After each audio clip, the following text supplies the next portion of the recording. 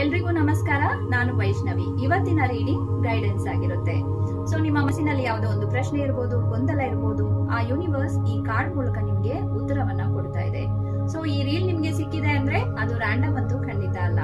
ನಿಮ್ಮ ಮನಸ್ಸಿನಲ್ಲಿರುವಂತಹ ಪ್ರಶ್ನೆಯನ್ನ, ಗೊಂದಲವನ್ನ ನೆನೆಸ್ಕೊಂಡು ಈ ಎರಡು ಕಾರ್ಡ್ ಅಲ್ಲಿ ಯಾವ್ದಾದ್ರು ಒಂದು ಕಾರ್ಡ್ ಅನ್ನ ಪಿಕ್ ಮಾಡಿ. ಐ ಹೋಪ್ ನೀವು ಕಾರ್ಡ್ ಅನ್ನ ಪಿಕ್ ಮಾಡಿದೀರಾ. ಇನ್ ಕೇಸ್ ನೀವೇನಾದ್ರೂ ಈ ಕಾರ್ಡ್ ಅನ್ನ ಪಿಕ್ ಮಾಡಿದ್ರೆ, ಈ ಕಾರ್ಡ್ ಹೇಳ್ತಾ ಇದೆ ನೀವು ಇನ್ನೊಬ್ಬರ ಸುಖವನ್ನ ಬಯಸ್ತೀರಾ, ಇನ್ನೊಬ್ಬರಿಗೆ ಯಾವತ್ತು ಒಳ್ಳೆಯದನ್ನ ಬಯಸ್ತೀರಾ, ಅವರಿಗೆ ಒಳ್ಳೆಯ ದಾರಿಯನ್ನ ತೋರಿಸ್ತೀರಾ, ಕೊನೆಗೆ ನೀವೇ ಒಂಟಿಯಾಗಿ ಉಳಿದ್ಬಿಡ್ತೀರಾ. ಆದ್ರೆ ಈ ಕಾರ್ಡ್ ಹೇಳ್ತಾ ಇದೆ, ಮೊದಲು ನಿಮ್ಗೆ ನೀವು ಸೀರಿಯಾರಿಟಿ ಕೊಡೋದನ್ನ ಕಲ್ತ್ಕೊಳ್ಳಿ. ನೀವು ಏನ್ ಪ್ರಶ್ನೆಗೆ ಉತ್ತರವನ್ನ ಹೊರಗಡೆ ಹುಡುಕ್ತಾ ಇದ್ದೀರಾ, ಅದೆಲ್ಲೂ ಹೊರಗಡೆ ಇಲ್ಲ, ನಿಮ್ಮ ಹತ್ರನೇ ಇದೆ. ಬೇಕಾಗಿರುವಂತಹ ಬೆಳಕು ನಿಮ್ಮಲ್ಲೇ ಇದೆ, ಅದನ್ನ ಕಂಡುಕೊಳ್ಳಿ ಅಂತ ಈ ಕಾರ್ಡ್ ನಿಮ್ಗೆ ಹೇಳ್ತಾ ಇದೆ. ಇನ್ ಕೇಸ್ ನೀವೇನಾದ್ರೂ ಈ ಕಾರ್ಡ್ ಅನ್ನ ಪಿಕ್ ಮಾಡಿದ್ರೆ, ಈ ಕಾರ್ಡ್ ಹೇಳ್ತಾ ಇದೆ ಆದಷ್ಟು ಬೇಗ ನಿಮ್ಮ ಜೀವನ ಬದಲಾಗುತ್ತೆ ಅಂತ.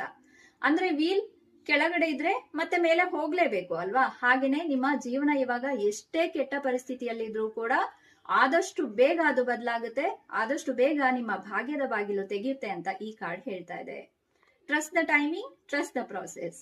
Thank you for watching.